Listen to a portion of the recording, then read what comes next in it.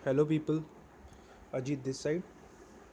सो मैंने वो जो लास्ट वीडियो में लास्ट के पार्ट में कुछ प्रीलिम का स्ट्रेटजी बताई थी, तो उसी को कंटिन्यू करने के उसमें मैंने ये भी बोला था कि मैं प्रीलिम के क्वेश्चन की एक वीडियो बनाऊंगा जिसमें मैं कैसे रियल टाइम में उसको अटेम्प्ट करता हूँ, ठीक है, पेपर को। और इससे क्या होगा, फिर मैं बाद में ये भी करूँगा कि जो मैंने एक लेयर पैटर्न की बनाई थी, जो मैं बताई थी, जिसके अंदर मैंने कुछ पैटर्न को बोला था कि ये पैटर्न हो सकते हैं बेसिक फ़िलासफ़ी के अंदर, तो उसको भी डिस्कस करूँगा नेक्स्ट वीडियो में। बिकॉज अगर उसको डायरेक्ट करूँगा तो मे भी कुछ मिथ सर्कुलेट हो सकते हैं, लाइक कि उसी से आंसर करना है, ये तो एक तुक्केबाजी टाइप से है, बट वो एक जस्ट एक लेयर है प्रोबेबिलिटी के बेस पे। और उसमें ना साइकोलॉजी बहुत रोल प्ले करती है। बिकॉज कंप्यूटर तो क्वेश्चन बनाता नहीं है ना, क्वेश्चन इंसान ही बनाता है, और इंसान की एक साइकोलॉजी होती है, ठीक है। तो उस साइकोलॉजी पे बेस में वो चीज़ है, और वो पैटर्न मेरी आदत है पैटर्न को जानना, कि कैसे उस चीज़ का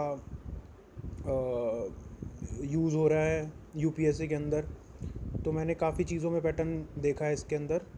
तो एक वो ऑप्शंस वाला मैं बता दूंगा, और एक दो और बाद में बता दूंगा। तो फर्स्ट मैं इस वीडियो के अंदर तो मैं अभी प्रीलिम्स जो है प्री 2020, ठीक है, इसका जो क्वेश्चन पेपर है उसके कुछ 14 फर्स्ट 14 पे को कैसे मैंने हैंडल किया था वो बताना है मेरे को, ठीक है। और ये थोड़ी वीडियो मैं छोटी ही रखूँगा, बिकॉज बड़ी वीडियो में मैंने देखा है यार काफ़ी इंपॉर्टेंट चीज़ें भी बीच बीच में मिस हो जाती है कुछ, और नॉन इम्पोर्टेंट चीज़ों पे भी देखना पड़ जाता है लोगों को, तो मैं नहीं चाहता कि किसी का टाइम वेस्ट हो, ठीक है। तो सबसे पहले मैं ये बता देता हूँ कि मैं पेपर को कैसे सोल्व करता हूँ, ठीक है। आपके पास ना जैसे पेपर स्टार्ट होते ही ऐसे, ये पेपर है 2020 का, ऐसे होगा। ये मेरे ही पेपर का स्क्रीनशॉट मैंने लिया हुआ है और उसको मैंने पीडीएफ में कन्वर्ट किया है। तो ऐसे स्टार्ट होगा पेपर को। तुम एकदम से देखोगे, सारे को ऐसे पलट के देखोगे। अभी मैंने ये सिर्फ दो की पीडीएफ बना रखी है, ठीक है, 2 पेजेस की। तो उसमें क्या करना है, सबसे पहले बेसिक स्ट्रेटजी क्या होनी चाहिए। देखो, आप कुछ भी कर सकते हो क्वेश्चन को अटैम्प्ट करके, फिर आप क्या कर सकते हो, उसको ओएमआर पे मार्क कर सकते हो, या फिर पूरा पेपर करने के बाद फिर ओएमआर पे मार्क कर सकते हो, या ऐसा भी कर सकते हो कि 50 क्वेश्चन कर लूँगा या कर लूँगी, उसके बाद मैं ओएमआर पे मार्क करूँगी। ये सबका अपना अपना चॉइस है, ठीक है। सब करते हैं, लेकिन एक पहले से सोच के जाना है। ऐसा नहीं करना रैंडमली कुछ भी, यार जिस हिसाब से सोचेंगे, जैसा दिन होगा, जैसे 3 घंटे होंगे और कर देंगे अटैम्प्ट, ऐसा नहीं करना। कुछ एक पहले से अपना सोच के जाना, और जो भी तुम ये सोचोगे अपने जो पेपर प्रैक्टिस करोगे उसमें भी उसको अप्लाई करना। बिकॉज एक सेट पैटर्न में अगर जाओगे तो अफरा तफरी नहीं होगी, क्योंकि एग्ज़ाम में जो 3 आवर्स है ना, वो इतने ज़्यादा इम्पोर्टेंट हो जाते हैं, चाहे आपने कुछ भी पढ़ा हो पूरे एक साल में, ठीक है। वो 3 घंटे आपको वो भुला भी सकते हैं, और उस 3 घंटे में वो ऐसी ऐसी चीज़ें याद आ जाएंगी जो आपने बस जस्ट एक बार ही पढ़ी होगी, ठीक है। तो उन 3 घंटों को अच्छे से यूज़ करना है। और इसको स्टार्ट करने से पहले मैं सबसे पहले थोड़ा सा एक कंसेप्ट बता देता हूँ सबकॉन्शियस माइंड का। सी, कंपटीशन बहुत ज़्यादा है, ठीक है। और मैं एक ऐसा पर्सन जो सबकॉन्शियस माइंड है ना, जो उस पर बहुत बिलीव करता है, ठीक है।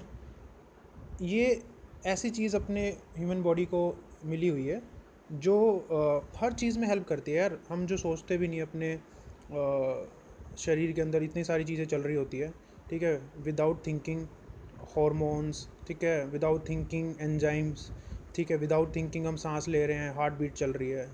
ये सब इनेटली, ये सब चीज़ें हमारा सबकॉन्शियस माइंड कर रहा है ना। तो इसकी पावर पे बिलीव करो। इसकी पावर पे बिलीव करने का मतलब मेरा ये है, देखो, आप जब पेपर दे रहे हो तो कॉन्शियस माइंड है, ठीक है, ये है तुम्हारा कॉन्शियस माइंड। ये आप पेपर दे रहे हो, कर रहे हो, ये क्या हेल्प कर रहा है, ये हेल्प कर रहा है कि आप ओएमआर भर रहे हो, ठीक है, क्वेश्चन को पढ़ रहे हो, देख रहे हो, उसको समझ रहे हो और काम कर रहे हो। सबकॉन्शियस माइंड जो कि एक रियलिटी तो है नहीं, अब वो क्या चीज़ है, ये इसके इक्वल भी हो सकता है, ठीक है। और ये इससे ऊपर भी काम कर सकता है, इससे हायर लेवल पे, और इससे नीचे वाले लेवल पे भी काम कर सकता है। जब ये नीचे वाले लेवल पे काम करता है तो ये हमारे नेगेटिव हो जाता है। हम फिर इस चीज़ में ऐसे हो जाते हैं कि यार क्या करें, मतलब गलत मार्क कर देते हैं हम, ठीक है। और जब ये इससे ऊपर का उसे कर रहा होता है, ऊपर की तरफ काम कर रहा होता है, तो ये एज अ, ये नहीं बोलते कि आपको ऐसी ऐसी चीज़ें याद दिलवा देगा जो आपने सोचा भी नहीं होगा कि यार ये कैसे कर दिया, पेपर में कैसे याद आ गई, नॉर्मली तो मेरे को याद नहीं आती। इसको ऊपर और नीचे लाने का काम है ना, ये तुम्हारा को ये कैसे होता है, ठीक है। ये इस वे में होता है कि आप कितने कॉन्फिडेंट हो पेपर के अंदर, आपकी एनर्जी लेवल क्या है, ठीक है। एनर्जी लेवल क्या है आपका, ठीक है। सेकंड मतलब फर्स्ट हो गया आपका कॉन्फिडेंस, ठीक है। सेकंड हो गया एनर्जी लेवल क्या है। थर्ड जो है आपकी थिंकिंग कैसी है। जो थिंकिंग है ना, वो इतनी इम्पोर्टेंट है, ये एक की है, ठीक है, जो सबकॉन्शियस माइंड को ओपन करती है। अगर आप पॉजिटिव थिंकिंग के प्लेयर हो ना, तो सबकॉन्शियस माइंड आपका हमेशा अपने माइंड से ऊपर ही काम करेगा, बिकॉज वो उसके अंदर सब कुछ स्टोर्ड है। आपकी फोटोग्राफिक मेमोरी आपके कॉन्शियस माइंड से सबकॉन्शियस माइंड में चली जाती है, और वो चीज़ तभी आती है बाहर, कभी आपको देखा हो या तो आपको बहुत ज़्यादा ज़रूरत हो उस चीज़ की, या फिर मतलब आप मतलब आपको जब सबसे ज़्यादा ज़रूरत होगी ना उस चीज़ की, तब वो बाहर आएगी। अगर आपके अंदर कॉन्फिडेंस है, आपके अंदर आपने पॉजिटिव सोचा है। जैसे आप नेगेटिव में जाते हो ना, नेगेटिव में कैसे है कि भाई पहले से सोच लिया आपने कट ऑफ ज़्यादा जाएगी, पेपर टफ आएगा, पेपर देखते पेपर टफ हो गया, यार ये तो मेरे से कैसे होगा, मैंने तो ये किया ही नहीं। या फिर पेपर से पहले आप क्या कर रहे हो, पढ़ रहे थे पॉलिटी, और पॉलिटी पूरी नहीं हुई, और उसके बाद पेपर देने चले गए, तो दिमाग में तुम्हारे घूम रहा है कि यार पॉलिटी के वो चैप्टर नहीं पढ़े मैंने, ठीक है। उससे क्या होगा कि सबकॉन्शियस माइंड को तुम इनडायरेक्टली, वैसे तो आप शो करोगे यार सही है यार, मैं तो पेपर में ऐसे करके आ जाऊँगा, वैसे करके आ जाऊँगा, बट अल्टीमेटली क्या होता है, सबकॉन्शियस माइंड को आप बेवकूफ़ नहीं बना सकते इस वे में कि आप शो कुछ और करो और सोचो कुछ और, ठीक है। आप सोच रहे हो कि भाई आपकी पॉलिटी रह गई या आपकी ज्योग्राफी का वो चैप्टर रह गया, आपने एनसीईआरटी तो पढ़ी ही नहीं, इस बार तो मैंने क्या किया, विजन के टेस्ट ही नहीं लगाए, इस बार मैंने क्या किया यार, सिर्फ मैं 20 ही टेस्ट कर पाया, 10 ही टेस्ट कर पाया, ठीक है। या फिर मैंने करंट अफेयर में साइंस एंड टेक नहीं करी। ये सब चीज़ें जो या फिर वाली है या क्वेश्चन मार्क वाली है, ये सब चीज़ क्या करती हैं, ये सबकॉन्शियस माइंड को नीचे की तरफ लाती है आपके कॉन्शियस माइंड से, ठीक है। जो आप जैसे ही सबकॉन्शियस माइंड आपका बिल्कुल बॉटम पे चला गया, तो वो पेपर में आपकी हेल्प नहीं करेगा। और हेल्प करने का मतलब ये है, देखो, एक मैं इस सबकॉन्शियस माइंड को एक सुपर पावर, अपने अंदर ही एक सुपर पावर की उसमें देखता हूँ। तो इससे आपको हेल्प करवानी है सबकॉन्शियस माइंड से, और इससे हेल्प कराने के लिए आपको पॉजिटिव थिंकिंग ही रखनी है। इतनी पॉजिटिव थिंकिंग रखनी है, आपने चाहे कुछ भी ना पढ़ा हो, क्या हो जाएगा, ये जो पेपर है ना, ये 100, इसके अंदर क्या है, 100 क्वेश्चन है। ये जो पेपर है इसके अंदर क्या है, 100 क्वेश्चन है, ठीक है। 100 क्वेश्चंस में आपको आंसर करना है। ब्यूटी क्या है इसकी, 4 ऑप्शंस है, इन चारों में से एक ऑप्शन में आंसर है। आपको सिर्फ पहचानना है, पहचानने पे आप कॉन्शियस माइंड यूज़ करते हो, नहीं आया ध्यान, कॉन्फिडेंस ज़्यादा है, आपने सोचा है कि कोई दिक्कत नहीं है, लाइफ ज़्यादा अच्छी बड़ी है, एग्ज़ाम छोटा है, कोई दिक्कत वाली बात नहीं है, ठीक है। और मतलब बहुत अच्छी अच्छी चीज़ें आपने सोची है, पॉजिटिव सोचा कि हो जाएगा यार, मैंने मेहनत करी तो हो जाएगा। तो होता क्या है कि आपको पता भी नहीं है ना चीज़, आपने कभी कोई चीज़ पढ़ी होगी, वो आपको इंडिकेशन से, एक अंदर से इंट्यूशन बोलते हैं ना, कि मुझे इंट्यूशन आ रही है सेकंड ही होगा यार, मुझे इंट्यूशन आ रही है थर्ड होगा, ये जो ठीक होने की प्रोबेबिलिटी बढ़ाता है ना, वो सबकॉन्शियस माइंड है, ठीक है।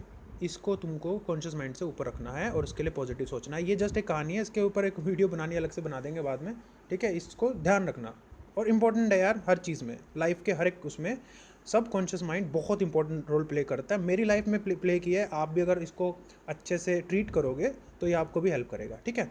अब बढ़ते हैं हम क्वेश्चंस पे, ठीक है। अब क्वेश्चंस में क्या है, जैसे आपने स्टार्ट किया, तो फर्स्ट मैं ये डिस्कस करना चाहता हूँ, OMR फॉर एग्जांपल आपने डिसाइड कर लिया था कि मैं OMR बाद में भरूंगा, ठीक है। लेकिन होता क्या है, आपने क्वेश्चन पेपर लिया, क्वेश्चन पेपर में ना पीछे जाते ही सबसे ब्लैंक पेज होते हैं 3-4 रफ, उसमें क्या करो, ऐसे लाइन खींच लो, लाइन खींचो, या कुछ ऐसे कर लो, हैश अपने हिसाब से आप दे सकते हो, #0, ठीक है। और एक दो और सिंबल दे सकते हो, मैं नॉर्मली #&0 देता हूँ। अब हैश में क्या होता है, जैसे मैं, जब फर्स्ट क्वेश्चन है मैंने हैश लगा दिया, अब हैश में क्या होता है, जो मैं फर्स्ट क्वेश्चन अटैम्प्ट कर रहा हूँ उसमें मेरे को श्योर नहीं हूँ, ठीक है। ये ऐसा है जिसमें मैंने 50-50 एलिमिनेट कर दिया है, इसमें से दो में से आंसर है, ए और बी में से, और 13th क्वेश्चन में मेरा भी आंसर सी और डी में से है, ऐसे मार्क कर लिए, ठीक है। उसके बाद क्या करना है, और यहाँ पे क्या होता है, ये वाला जो चीज़ है इसमें मैं क्या करता हूँ, इसमें मैं एक हटा चुका हूँ, ठीक है, इसमें मैं एक हटा चुका हूँ, तो 3 में से आंसर है। लेकिन मैं यहाँ पे ऐसा नहीं लिखूँगा कि ए बी और सी में से ऐसे नहीं लिखूँगा मैं। इसके अंदर मैं क्या लिखूँगा, उन 3 में से मुझे क्या फील हो रहा है बाय यूजिंग माई लेयर्स, उनमें से क्या आंसर आना चाहिए, मैं वो लिख दूंगा यहाँ पे बस ए। किसका, 14 का ए, ठीक है। ये मुझे फील हो रहा है, और 18 का क्या लग रहा है ए, ऐसे 25 का क्या लग रहा है बी, ऐसे। इसके अंदर मैं ऐसे नहीं करूँगा, यहाँ पे मैं ए और बी करूँगा बिकॉज 50% में था और इसके अंदर मैं काफ़ी श्योर हूँ। लेकिन जब मैं यहाँ पे ए और बी ऐसे कर रहा हूँ ना, उसमें क्या कर रहा हूँ मैं, या तो आप ऐसे कर लो, फिर आपको क्या करना पड़ेगा, जब आप पेपर में एंड कर रहे होगे ना, आपने ये पूरे मार्क कर रखे हैं, मार्क कर रखे तो वापस से जाना पड़ेगा, आपको पेज पलटने पड़ेंगे, उसमें टाइम भी लग सकता है। और नॉर्मली आप इतने एनालिसिस के साथ साथ पेपर देने जा रहे हो ना, तो उसमें क्या होता है, जैसे ही आप वहाँ पे ना, जैसे आपने यहाँ पे भी कोई एक मार्क कर लिया ना, यहाँ पे भी हाईएस्ट प्रोबेबिलिटी वाला आप पहले से मार्क कर दो, एस ए डी ऐसे। जब आपके बिल्कुल टाइम नहीं बचेगा और OMR कर रहे होगे ना, तो आपको पीछे जाने की जरूरत नहीं पड़ेगी, आप सीधा 1 देखोगे, यहाँ पे 1 क्वेश्चन में मैंने एक मार्क कर मार्क कर दो, दोबारा जाके सोचने की जरूरत नहीं पड़ेगी, बिकॉज आप दोबारा जाओगे ना, फिर से स्टार्ट करते हो सोचना, वो टाइम लेगा, क्योंकि आप पहले से उसको 2-4 मिनट दे चुके होगे, ठीक है। फिर से आप जाओगे, उसको फिर से टाइम दोगे, इससे बेटर है यहाँ पे मार्क कर दो, सेटल कर लो मामला। हाँ, इसका बेनिफिट ये, आप डायरेक्ट OMR में नहीं भर रहे, बाद में भर रहे हो, और बाद में सिचुएशन आपको क्लियर हो जाएगी कि आपने परफॉर्म कैसा किया है, परफॉर्म कैसा किया, और आपको कैसे उसमें करना था, मतलब अटैम्प्ट, जैसे मान लो 100 क्वेश्चन है, अब जो 100 क्वेश्चन है, आपको स्ट्रेटजी के अकॉर्डिंग मैं एलिमिनेशन के टाइम पे बताऊंगा कि कैसे आपको कितना अटैम्प्ट करना है, वो भी सोच के जाना है, ठीक है। फॉरेस्ट सर्विस का क्लियर करना है या फिर सिविल सर्विस का क्लियर करना है, और आपकी जो क्वेश्चन प्रैक्टिस आपने की है, आपकी कैसी एक्यूरेसी रहती है, आपकी थिंकिंग पावर कैसी है, आपने सबकॉन्शियस माइंड को कैसे ट्रीट किया हुआ है, सब कुछ के ऊपर डिपेंड करके आप कितनी रिस्क लेते हो, ठीक है। आप 60 क्वेश्चन करके आओगे या 80 करके आओगे या 90 करके आओगे, उसके अकॉर्डिंग आपका चलेगा ये मामला कि आपने क्या किया। जब पूरी OMR भर दी, फिर उसके बाद वो आखिरी पेज मैंने बताया था ना, हैश वाला, और वो उसके अकॉर्डिंग फिर इसमें से करना क्या है। अब मान लो आपने सिर्फ 60 किए और आपको रेस में रहना है, तो ये जो हैश वाले ये सारे मार्क कर दो। लेकिन आपने सिर्फ 50 किए, तो भाई ये हैश वाले भी मार्क कर दो और ये भी मार्क कर दो, समझ रहे हो। टोटल मिला के आप 80 से प्लस चले जाओ। ये एक स्ट्रेटजी आप ये भी बना सकते हैं, वो ठीक है, ये अपनी भी बना सकते हैं। ये एक बेसिक मैंने एक बता दिया तुमको कि कैसे इस चीज़ को स्टार्ट करना है। ये मैं सबसे पहले शुरू में पेपर करता हूँ तो ऐसे सोच लेता हूँ दिमाग में। सबसे पहले मैंने देखा, पेज गिने, पेज गिनने का भी मैं तुमको लॉजिक बताऊँगा क्यों गिनता हूँ, ठीक है। पेज गिने, उसके बाद पीछे गया, हैश और वो किया, फिर पेपर स्टार्ट किया, ठीक है। अब मैं करता हूँ इसको, पहले क्वेश्चन को, ठीक है। अब पहला क्वेश्चन पढ़ा मैंने, with the reference to the cultural history of India consider the following pairs, ठीक है। अब इसमें मैंने, अब देखो, मैं ये जो वीडियो बना रहा हूँ ये ऐसे बना रहा हूँ कि मुझे कुछ नहीं पता, मैं एक लेमैन हूँ, और बस मेरे अंदर ये है कि मैंने चीज़ों को जो पढ़ा है ना, तो कॉन्सेप्ट पे ध्यान दिया है, फैक्ट के पे ज़्यादा ध्यान नहीं दिया, करंट अफेयर वगैरह ज़्यादा ध्यान नहीं दिया। बट हाँ, मैं एक अच्छा पढ़ा लिखा इंसान हूँ, मैंने अपनी आसपास की चीज़ों को ऑब्ज़र्व किया है।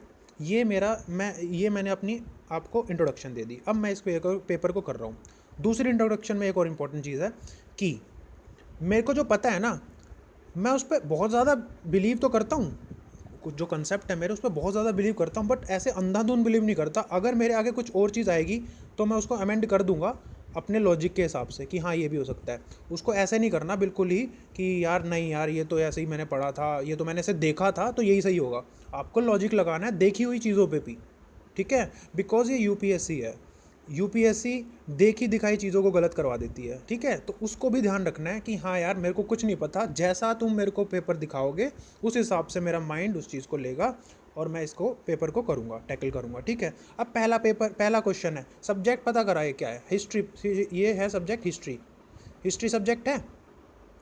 अब हिस्ट्री सब्जेक्ट के अंदर क्या होता है, फिलोसफी क्या रहती है, फिलोसफी ना मिनिमाइजेशन की रहती है हिस्ट्री सब्जेक्ट में। ये चीज़ें अभी मैं जो टर्म यूज़ कर रहा हूँ ना, फिलोसफी, मिनिमाइजेशन, मैक्सिमाइजेशन, शायद ये धीरे धीरे आप लोगों को समझ में आ जाए। इसकी जब मैं वो पैटर्न बताऊंगा तभी भी एक डिस्कशन कर लेंगे कि क्या मिनिमाइज मैक्सिमाइज, और साथ साथ में भी बता दूंगा, ठीक है।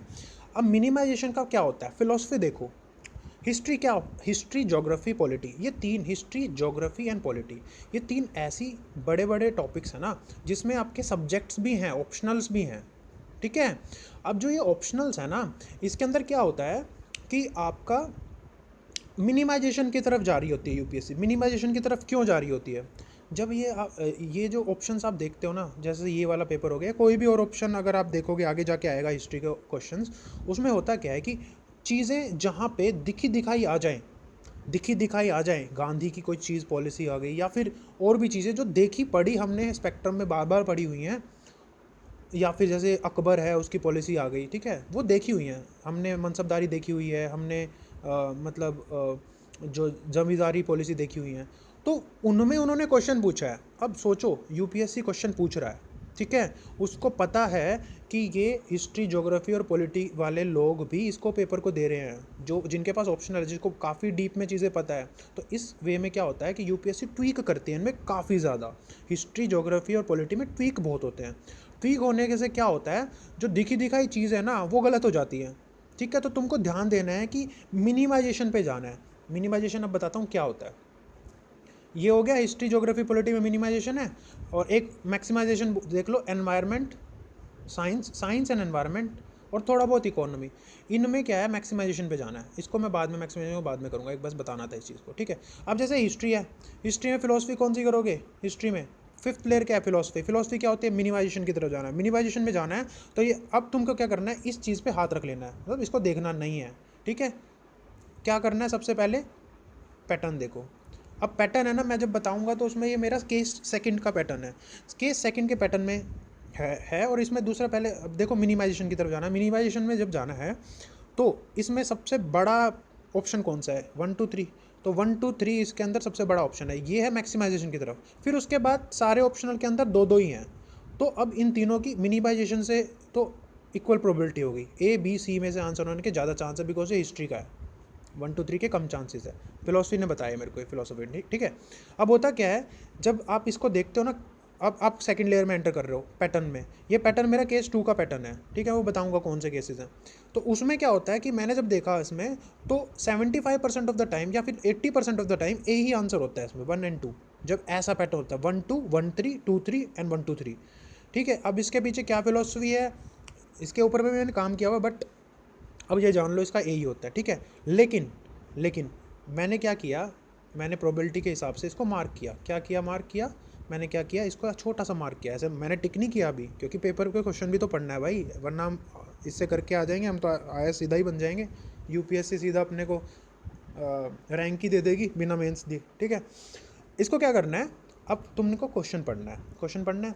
अब तुमने पहला पढ़ा, नहीं पता, बिकॉज मैं तो यार कॉमन पर्सन हूँ ना, नहीं पता, मैंने सुना नहीं मैंने। फिर मैंने देखा श्रमण, श्रमण को लिखा प्रीस्ट विद हाई स्टेटस। फिर उसके बाद उपासका, उपासका को मैंने देखा ले फॉलोवर ऑफ बुद्धिज़्म। अब मैं एक कॉमन पर्सन हूँ, मेरे को अभी ध्यान नहीं आया इस चीज़ का कि क्या लगाना है, कुछ भी नहीं पता, आइडिया चला हल्का फुल्का, ये आइडिया मुझे अभी लग चुका है इस चीज़ के अंदर कि जो श्रमण होते हैं ना, श्रमण, अगर तुम इसकी हिंदी वाला देखोगे ना जाके, तो श्रमण में कुछ लिखा होगा इसमें। जब उसको पढ़ोगे तो ऐसा लगता है, हमने जब हिस्ट्री पढ़ी थी तो ये वेंडर्स टाइप से हैं, वेंडर टाइप से। तो वेंडर टाइप से होते हैं तो प्रीस्ट ऑफ हाई स्टेटस तो हो नहीं सकता ना। हाई स्टेटस किस चीज़ का स्टेटस, समझ रहे हो? तो उससे मैं क्या कर सकता हूँ, इसको एलिमिनेट कर सकता हूँ, ठीक है। लेकिन अब क्या होता है कि ये ऐसा कोई एलिमिनेशन नहीं है जिसमें आप बहुत श्योर हो, क्योंकि आपको उपासका का ढंग से नहीं पता और ये नहीं पता, ठीक है। और फिर उसके बाद क्या होता है कि आप इसको क्या करते हो, इसको एक ऐसी कैटेगरी में डाल के, ऐसी ऐसी कैटेगरी में डाल के आगे बढ़ जाओगे, ठीक है। ऐसी कैटेगरी में डाल के आगे बढ़ जाओगे। और इसके अंदर आपने ये देखा, 2 को आपने एलिमिनेट कर दिया ना, एक तो क्या मिनिमाइजेशन की, मिनिमाइजेशन, और 2 को आपने हल्का फुल्का एलिमिनेट कर दिया। हल्के फुल्के सेंस में इसका आंसर भी आना चाहिए, हल्के फुल्के सेंस में, समझ रहे हो? इसलिए ये हल्के फुल्के कैटेगरी में मैंने पीछे की तरफ भी लिख दिया। ओके, बढ़ते हैं आगे। सेकंड पे क्वेश्चन, जो सेकंड क्वेश्चन है ना, एक सेकंड, कितने मिनट की होगी? अरे यार बहुत जल्दी टाइम चला जाता है, चलो कोई नहीं। इसको सेकंड क्वेश्चन में थोड़ा सा जल्दी, अब आज क्या करते हैं, इसको सिर्फ 6 क्वेश्चन तक करते हैं, ठीक है, फिर बाद में कर लेंगे उसको, ठीक है। तो अब सेकंड क्वेश्चन है, ये किस चीज़ का है? ये एनवायरनमेंट का क्वेश्चन है, ठीक है, एनवायरनमेंट का क्वेश्चन है। अब क्या होता है, आपको एनवायरनमेंट या साइंस या कुछ भी चला लो, ठीक है। और अब तुमने फ़िलासफ़ी इसको कर लिया। अब फ़िलासफ़ी के अकॉर्डिंग तो आपने देख लिया कि एनवायरनमेंट है। अब मैं इस क्वेश्चन को पढ़ना है, पहले मेरे को पैटर्न देखना है। जब भी ये पैटर्न ऐसा आता है ना, इसके अंदर क्या होता है, देखो ये मेरा जो मैं केस बनाता हूँ इसका ये केस 3 का है, ठीक है। जब ऐसा होता है तो ये जो सबसे मिनिमम चीज़ दे रखी है ना, ये काफ़ी इंपॉर्टेंट पॉइंट हो जाता है, इसको ध्यान देना, इसको ऐसे इग्नोर मत करना। जो 3 पॉइंट है इसमें कुछ ना कुछ है, लेकिन अब इसको क्या करता है, ये आंसर नहीं है, मैं ये नहीं बोल रहा आंसर है, बट क्या होता है, हाँ अभी ये जो 3 है सी, यार उससे पहले ना तुमको चलो वो पैटर्न में समझ में आएगा कि क्यों ये सी जो है 3 की ही सीट है, और बी जो है 2 की सीट है, ए जो है 1 की सीट है, और डी जो है सबकी सीट है, ठीक है। वो बहुत वो काफ़ी अलग तरीके से एनालिसिस है, उसको छोड़ो, अभी उसको छोड़ो। अभी मैं क्या करता हूँ, सोल्व कर रहा हूँ इस चीज़ को, उस लेयर को छोड़ो अभी, ठीक है। इसमें क्या इसको सोल्व करते हैं। अब अपने को ये पैटर्न दिख रहा है, अब मिनिमाइजेशन की तरफ अपने को जाना था, तो सबसे मिनिमम ये है, सबसे मिनिमम ये है। तो इसको ठीक करने के लिए मुझे 1, 2 एंड 4 को गलत करना पड़ेगा, ठीक है। इसको ठीक करने के लिए 1, 2 एंड 4 को गलत करना पड़ेगा। अब मैं क्वेश्चन को पढ़ता हूँ। अब मैं सेकंड लेयर में पहुँच चुका हूँ। सेकंड लेयर में क्या, मुझे एलिमिनेशन करना है। एलिमिनेशन करने के लिए पहले मैं क्या करूँगा, 4 को पढ़ लेता हूँ, ठीक है। अब है क्या ये, पहले तो क्वेश्चन पढ़ना है। With reference to Indian elephants consider the following statements. तो 4 को देखा, among the states in India the highest elephant population is in Kerala.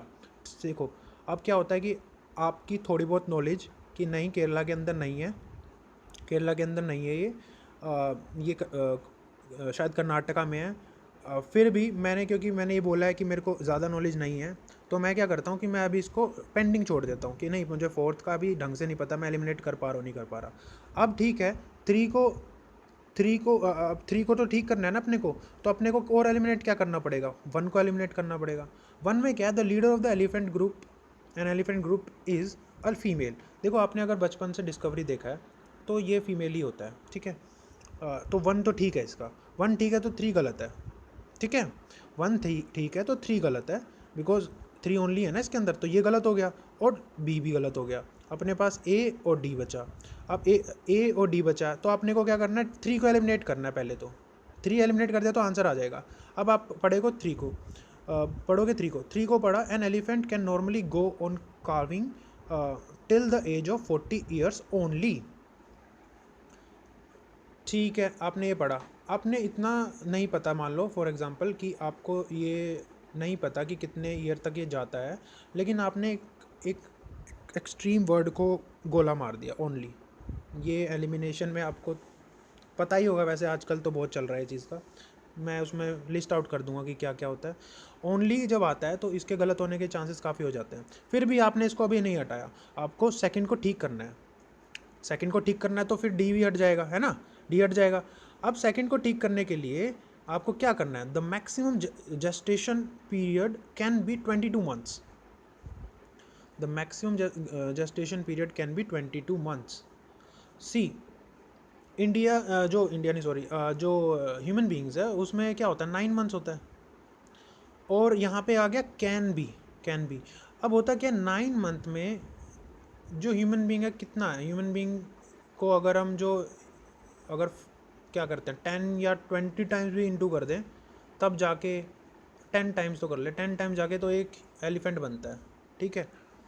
जब हम अडल्ट को करते हैं तो बच्चे को भी इसका मान ही सकते हैं कि 20 टाइम के वजन का होगा, तो इतना तो कर ही सकता है कि वो 22 मंथ तो लगा ही दे यार उसका जेस्टेशन पीरियड। तो ये हम इसको गलत नहीं कर सकते, ठीक है, गलत नहीं कर सकते। तो इसमें क्या है कि 2 के चांसेस ठीक होने के हैं, गलत नहीं कर सकते। अब आपको फिर से पढ़ना है इस चीज़ को। मुझे क्या करना था, मुझे क्या करना है कि 1 और 2 ए और डी में से चूज़ करना था। मैंने डिस्कवरी पे देखा हुआ है कि the leader of an elephant group is female, और मुझे पता है पहले से कि ये केरला में नहीं, तो मैंने आंसर इसको 1 एंड 2 मारा है। लेकिन फिर भी अगर आपको ये भी ना पता हो ना कि ये केरला वाला नहीं है, तो आपको इन दोनों में से चूज़ करना है, जब 2 एंड 3 में से।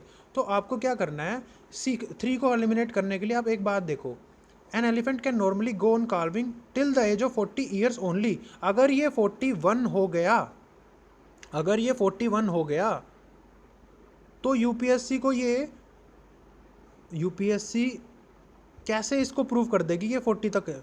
समझ रहे हो, उसको अब नेगेटिव वे में सोचो।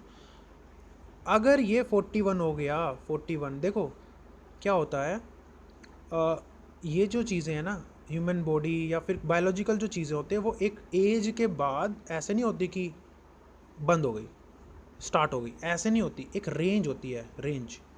कॉमन सेंस यही बोलती है कि रेंज होती है, ठीक है। जो प्यूबर्टी होती है वो रेंज में होती है, ठीक है।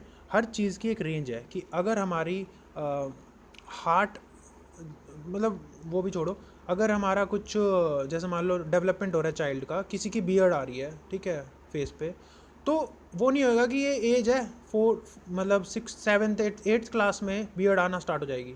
नहीं, ऐसा नहीं होता। किसी की 6 में आती, किसी की 10th में आती, किसी की आती ही नहीं है। समझ रहे हो? तो एक रेंज होती है इन चीज़ों की। तो ये ऐसे नहीं कर सकते 41 हो गया तो 42 हो गया, तो ये तो गलत ही है भाई, ये तो पक्का गलत है। तो 3 को एलिमिनेट कर दो सीधा, तो डी भी गया, ये पहले से एलिमिनेट हो जाएगा क्योंकि 1 तो मैंने ठीक कर दिया था, अब आंसर भी आ गया। आपने मार्क कर दिया। समझ रहे हो? आपने कितने लेयर्स में इसको आंसर को दिया है। जो किया है वो भी सही करने की, जो आपने टिक किया वो सही होना चाहिए, और जो आपने एलिमिनेट किया वो गलत होना चाहिए, और इसका एक लॉजिक होना चाहिए। तो यहाँ ये क्वेश्चन ठीक हो गया। उसके बाद अगला अगला क्वेश्चन करेंगे, ठीक है। अब क्योंकि टाइम का थोड़ा सा ज़्यादा जा रहा है तो मैं एक काम हाँ चलो इसको भी कर देते हैं। Which of the following protected areas are located in Kaveri basin, ठीक है। अब आपने, सॉरी मैं पहले क्या करता हूँ, इसको देखूंगा। इसको देखना है, क्वेश्चन को नहीं देखना, क्वेश्चन को नहीं देखना, ठीक है, इसको देखना है। अब क्या होता है, ये ज्योग्राफी का है, ज्योग्राफी का क्वेश्चन है, तो आपको मिनिमाइजेशन पे जाना। मिनिमाइजेशन मतलब ये मैक्सिमम नंबर्स में है, इसके बाद मिनिमम पे ये है 1, 2 और 3, 4। तो ए और बी में से आंसर लाना है अपने आप को, ठीक है। ए और बी में से आंसर लाना है। अब आपको ए और बी में से लाना है, तो आप एक काम करो, एक काम करो, इसको जब पढ़ोगे ना कावेरी बेसिन के पास, अब कावेरी बेसिन कहाँ है, थोड़ा बहुत नॉलेज होनी चाहिए। जो नीचे वाला साउथ इंडिया है, यहाँ पे ये वाला जो एरिया है पूरा कावेरी बेसिन होगा। तो इसका मतलब ये है कि जो आंध्र प्रदेश का ऊपर वाला एरिया है वो नहीं आएगा इसके अंदर कावेरी में, क्योंकि अगर कावेरी बेसिन में आंध्र प्रदेश का एरिया आ गया, तो कावेरी बेसिन में आंध्र प्रदेश का एरिया आ गया, तो अपना जो कृष्णा गोदावरी का एरिया वो कहाँ पे आएगा, है ना। ये आंध्र प्रदेश यहाँ पे है, और तमिलनाडु और केरला यहाँ पे, कर्नाटका यहाँ पे है, ठीक है। अब कावेरी बेसिन यहाँ पे है, जो इसके जो तमिलनाडु है, इसकी जो इसका जो वो है, मैप जो है वो ऐसा है कि यहाँ पे फोरहेड है, फिर नोज सी है, और फिर इसके बाद इसका माउथ है। तो फोरहेड के पास, आंखों के आसपास ये कावेरी जाती है। तो कावेरी बेसिन मतलब इसकी जितनी भी ट्रिब्यूटरी है ये। इतना बेसिक आपने हर जगह पढ़ा होगा। अब आप इसको पढ़ना है। देखो आपने नगरहोल पढ़ा फर्स्ट, आपको नगरहोल का पता होगा कर्नाटका, साउथ कर्नाटका के अंदर है ये। तो इसके अंदर चांसेस है कि साउथ कर्नाटका यहाँ पे कावेरी बेसिन पे आ सकता है। वैसे भी कावेरी की डिस्प्यूट चलती है ना, तो ये आ सकता है इसके अंदर। तो फर्स्ट को आप एलिमिनेट नहीं कर पाओगे। फर्स्ट को जब एलिमिनेट नहीं कर पाओगे तो आप बी को कर सकते हो वैसे एलिमिनेट, लेकिन अभी मत करो बिकॉज आपको एग्जैक्टली नहीं पता, बिकॉज आप एक कॉमन ले मैन हो, ऐसे आपने पढ़ा नहीं है इसको, बट आपको आंसर करना है, ठीक है। आप फिर सेकंड को पढ़ोगे। पापीकोंडा नेशनल पार्क, सी एक टर्म होती है एटिमोलॉजी। एटिमोलॉजी मतलब होता है जहाँ का वो टर्म है ना, कुछ आप चीज़ें देखोगे वो उस एरिया से डिफाइन हो जाती है। जो कोंडा करके चीज़ होती है ना, ये आंध्र प्रदेश की चीज़ें होती हैं, ठीक है। तो आप इसको एलिमिनेट कर सकते हो, आपको पता ना हो तो आपने क्या किया, 2 को एलिमिनेट कर दिया, क्योंकि कोंडा जो आंध्र प्रदेश में, और आंध्र प्रदेश में अगर कावेरी बेसिन हुआ तो गोदावरी और कृष्णा का बेसिन कहाँ जाएगा, तो आपने 2 को एलिमिनेट कर दिया। अब 2 को एलिमिनेट किया तो 1 और 2 गया, डी ऑप्शन गया, और अब बच गया अपने पास बी एंड सी। समझ गए? बी एंड सी बच गया। अब आपने को अगला पढ़ना है 3 सत्यमंगलम टाइगर रिजर्व। अब आपने प्रीवियस ईयर क्वेश्चन एनालिसिस की हुई है, आपने देखा है सत्यमंगलम एक बार प्रीवियस ईयर 2019 या 18 में आया हुआ है कि ये जो है ये यहीं पे है, ठीक है। ये जो अपना नीलगिरी वाला वगैरह एरिया का नीचे उस उधर की तरफ है थोड़ा सा, ठीक है। तो इसके चांसेस है ठीक होने के। और वैसे भी इन दोनों ऑप्शन में 3 और 4 तो है ही ना, 3 और 4 है, तो आपने इसको देखना ही नहीं है कि ये है या नहीं है, ये तो आंसर है ही। अब आपको मार्क करना है 3, 4 एंड 1, 3, 4 से, ठीक है। अब क्योंकि ये ज्योग्राफी का है तो मिनिमाइजेशन की तरफ जाएंगे। अब आपको ये देखना है कि 1 है या 3 नहीं, 1 है या नहीं है। एक तो ज्योग्राफी का है, मिनिमाइजेशन की तरफ जाना है, ऊपर से आपको 1 को इंक्लूड करना है या नहीं करना, वो आपको ध्यान देना है, ठीक है। अब इसका मेरे ख्याल से आंसर जो होना चाहिए वो शायद इसका आंसर, मुझे नहीं पता यूपीएससी, क्योंकि मैं इसको क्या करके आया, तो मैं लगाता है इसका answer protect area located in Kaveri basin, Nagarhole, मैंने इसका आंसर जो है, एक सेकेंड इसको, तो अगर इसका आंसर में देखो, आपको ज्योग्राफी का तो मिनिमाइजेशन कर दो, तो इसके चांसेस आपके एनालिसिस के अकॉर्डिंग 3-4 के ज़्यादा चांसेस होते हैं, लेकिन आपको 1 को एलिमिनेट कर पा रहे हो अपनी नॉलेज से, क्योंकि आप फर्स्ट ईयर में एंटर कर पा रहे हो, कर चुके हो। अब जो मेरी नॉलेज है वो क्या कहती है कि नगरहोल नीचे की तरफ है इसमें, कर्नाटका में, तो ये कावेरी बेसिन में आएगा। इसको मैं एलिमिनेट नहीं कर पा रहा, मार्क करना था तो मैंने सी को मार्क कर दिया, समझ रहे हो। और इसको मैंने हैश में रखा बाद में करने के लिए, ऐसा नहीं कि मैं एक में एग्जैक्टली आ गया, मैंने 2 में तो ले आया था ना मैं इसको, अब सी में मैंने इसको चूज़ कर लिया कि 1 भी है, बिकॉज मेरी नॉलेज ये कह रही है कि साउथ में है। 2-3 एलिमिनेट कर दिया ना मैंने, तो ऐसे करना है इस क्वेश्चन को, और इसको पीछे लिख लिया, अभी मार्क नहीं किया हुआ हमारे में, ठीक है। फिर अगला क्वेश्चन पढ़ते हैं, fourth. With reference to India's biodiversity, जो सीलन फ्रॉगमाउथ और फ्रॉग माउथ, सीलन फ्रॉगमाउथ और कॉपर स्मिथ बार्बेट और ग्रे क्लीन, ये और ऐसे जो भी चीज़ है, white throated redstart. See, अगर आपने एक भी बेसिक रीडिंग की होगी ना एनवायरनमेंट की, आपने ये देखा होगा वाइट बिल्ड जो वल्चर्स होते हैं ना, वो हो गया, या फिर जब भी आप बर्ड्स के नाम पढ़ोगे ना तो वैसे होते हैं, वाइट थ्रोटेड, रेड स्टार्ट, ऐसे ऐसे नाम होते हैं, ठीक है। तो ये बहुत इजी मेरे लिए लगा कि मैं इसको बर्ड मार्क करूँ सीधा, इसमें कुछ ऐसा नहीं था, और सीधा हमार में कर दिया, जो मैं बिल्कुल श्योर हो जाता सीधा हमार में, कोई सोचना नहीं है, इसमें भी सोचना नहीं है कुछ भी, सीधा मारना है, ठीक है। अगला फिफ्थ क्वेश्चन, अब इसमें which of the following protected area is well known for the conservation of subspecies of Indian swamp deer, ठीक है, barasingha, that thrives well on hard ground, ठीक है, एंड इज एक्सक्लूसिव ग्रैमिनिवोरस, ठीक है। अब आपको क्या करना है, इसको देखो, ये जो चीज़ें होती है ना, मैंने जो एलिमिनेशन का चीज़ है, ये इन चीज़ों में है जहाँ पे ये ऑप्शंस होते हैं, ठीक है, ये एलिमिनेशन का, यहाँ पे आपका एलिमिनेशन करना है, बट यहाँ पे थोड़ी सी नॉलेज, जो फर्स्ट लेयर है वो ज़्यादा है, बाकी लेयर पैटर्न वैटर्न तो कुछ रहा नहीं ना इसके अंदर। एक पैटर्न है, वो बाद में चीज़ें कभी डिस्कस करेंगे, वो काफ़ी अलग पैटर्न है, वो फिर तुम लोग बोलोगे तुक्केबाजी चीज़ चल रही है, वो अभी नहीं कर रहे। लेकिन इसके अंदर आपको नॉलेज यूज़ करनी है। नॉलेज कैसे यूज़ करनी है अब इस चीज़ में, देखो, इंडियन स्वैम्प डियर, बारहसिंगा, जब भी आप बारहसिंगा को देखते हो, ठीक है, डिस्कवरी देखा हो या आपका इंटरेस्ट हो इस चीज़ में, कभी अपने एनवायरनमेंट पढ़ा हो, वो क्या है, और चल कुछ ना पढ़ा हो, इसके अंदर वो काफ़ी चीज़ें दे रखी है, वेल ऑन हार्ड ग्राउंड, एक तो ये दे रखा है इसके बारे में, ठीक है। उसके बाद क्या दे रखा है इसके अंदर, फिर इसके बाद आप देखोगे कि जो स्वैम्प डियर है वो मानस नेशनल पार्क में नहीं होता, ठीक है, मधुमलाई में नहीं होता, ताल में, कान्हा में ही होता है, बिकॉज क्या होता है कि स्वैम्प डियर की जो लोकेशन है ना, वो वही वाली लोकेशन है जिसके अंदर आप पहले उसको देखते थे, चीता को देखते थे, कहीं पढ़ा है मैंने इस चीज़ को, ठीक है, या फिर आप लायन को इंट्रोड्यूस करने वाले थे, ऐसे ऐसे जगह पे है, तो ये कान्हा सिंपल इसका सीधा आंसर था। वैसे ये देखो नॉलेज बेस है, इसके अंदर आप और कुछ नहीं कर सकते, आपको थोड़ा बहुत पता होना चाहिए कि कैसे इसको क्या करना है। अब कुछ क्वेश्चंस तो होंगे ना कि आपको जहाँ पे नॉलेज यूज़ हो जाएगी, आपके बचपन से जो आपकी नॉलेज है ना वो आपको हमेशा साथ देती है, ठीक है, बचपन से जो आप नॉलेज करते हो वो यूपीएससी में बहुत काम आती है, 1 साल की नॉलेज से ज़्यादा वही काम आती है, ठीक है। क्यों, इसके अंदर ना, इस पेपर के अंदर आप देखोगे तो 2 क्वेश्चन ऐसे डियर्स के आए हुए हैं। अब डियर्स को जब इमेजिन करते हो, कभी आपने देखा हो, मैंने कभी भी बारहसिंगा को ना पानी वाले एरिया जैसा नहीं होता कि अ, मानस में जैसे अ, अ, मानस में जो होते हैं अपने, ये होते हैं हॉर्न, जो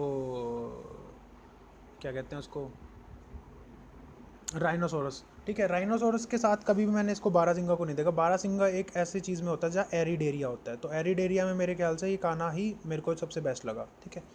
चलो ठीक है, इस चीज़ को, इस पे ज़्यादा डिस्कस नहीं करते, अगला क्वेश्चन देखते हैं। अगला क्वेश्चन है साइंस का। साइंस में हम मैक्सिमाइजेशन फॉर्मूला यूज़ करते हैं, ठीक है। साइंस के अंदर मैक्सिमाइजेशन फॉर्मूला हमने यूज़ किया, तो हम पहले इसको देखेंगे नीचे, नीचे हमने देखा इस चीज़ को, तो अब देखा कि मैक्सिमम कौन सा है, डी पे ही है, तो हम डी की तरफ आना है, आंसर आंसर हमको जब लाना है ना, डी की तरफ लाना है, ठीक है। अब जब हम डी की तरफ ला रहे हैं आंसर को, फिर अब क्वेश्चन को पढ़ेंगे। स्टील स्लैग के बारे में बात की, कैन भी आ गया, कैन भी आ गया ना, तो इसने एक अपने बहुत सारे अपना जो है पाथवे खोल दिया है, क्योंकि कैन भी एक बहुत इम्पोर्टेंट टर्म है ऐसे क्वेश्चंस के लिए।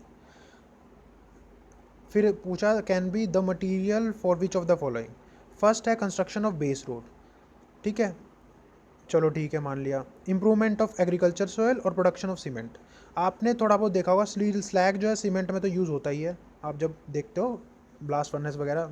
क्योंकि मैं इंजीनियर हूँ तो मेरे को ये काफ़ी इजी क्वेश्चन लगा इस वे में कि इन दोनों को चूज़ करने में इजी लगा, ये बी वाले चूज़ करने में इजी नहीं लगा, ठीक है, इसलिए मैंने इसको हैश मार्क किया था। लेकिन फिर बाद में मेरा ठीक हो गया। कैसे हुआ ठीक?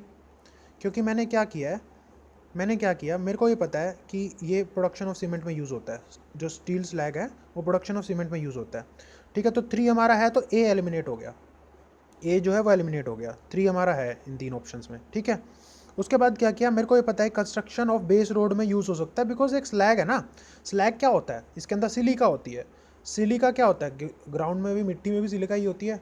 तो इसको हम बेस रोड में यूज़ कर सकते हैं क्योंकि इसके अंदर बाकी कंपाउंड भी होते हैं जो इसको एक बाइंडिंग एलिमेंट की तरह यूज़ करेंगे, मतलब यूज़ करवाते हैं बाइंडिंग मटेरियल की तरह। तो ये भी एक अच्छा ऑप्शन है जो मैंने इसको चूज़ किया।